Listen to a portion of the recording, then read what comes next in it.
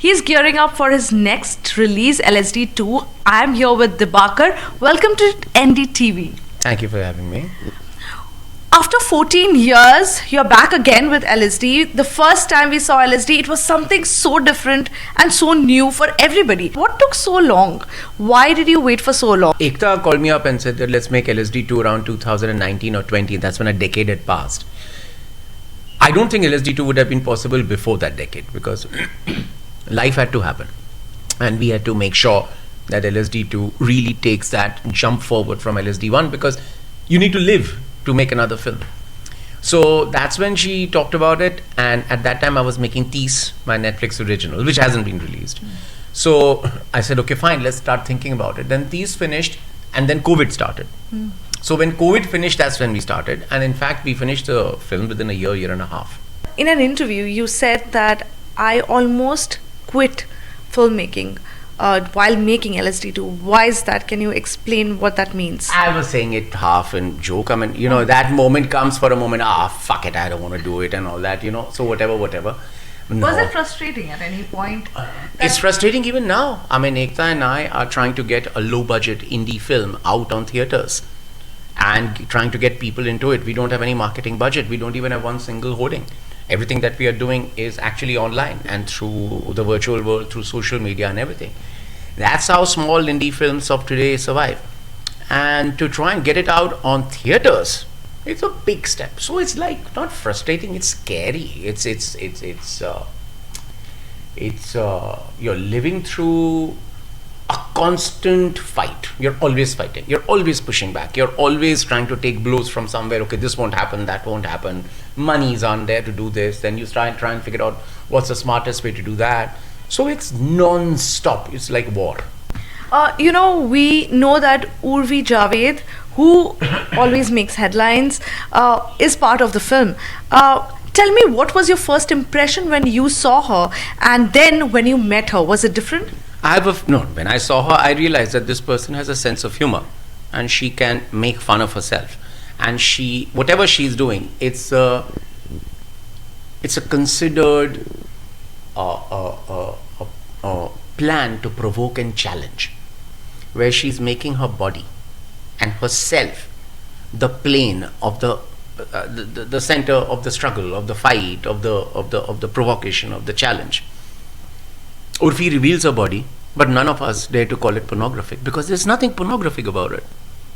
Urfi wears outlandish outfits, but she's not seen as a glam girl who's revealing her body. There are others like that, which means that she has something. So when I spoke to her, I said, look, looks like you have a sense of humor, looks like you're having fun.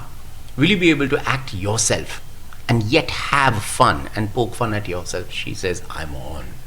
This is what I like. So that's how it happened. Okay, let's come to the censor board. Any pressure from there? Cuts? Nothing. No cuts? Nothing? No, cuts there were because they basically... How many cuts? We've lost count because, there were so many cuss words. So basically what they said that, we allow you cuss words, but don't put, cuss words which allude to the genitalia or the sexual act connected to mothers and sisters. So I requested if I could recruit the father to my help. They went back into a huddle and then they came back to leave the family out.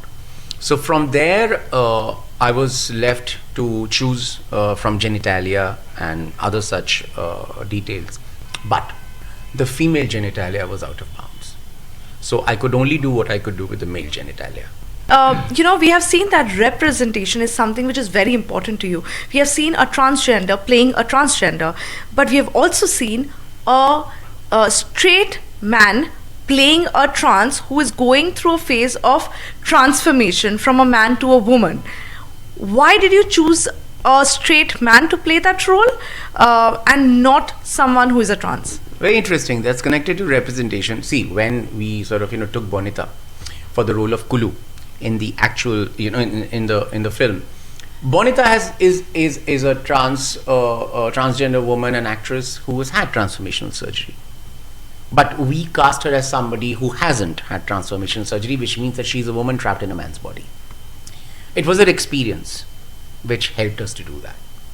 When we started looking for a fully transformed, glamorous actress, dancer, model, who's working in a, who's participating in a reality show, we will look long and hard, and when we found maybe one or two who could fit the bill.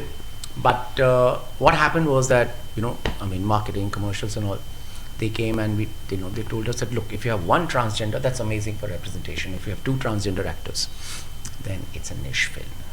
Oh. So we realized that LSD was happening to us in real life.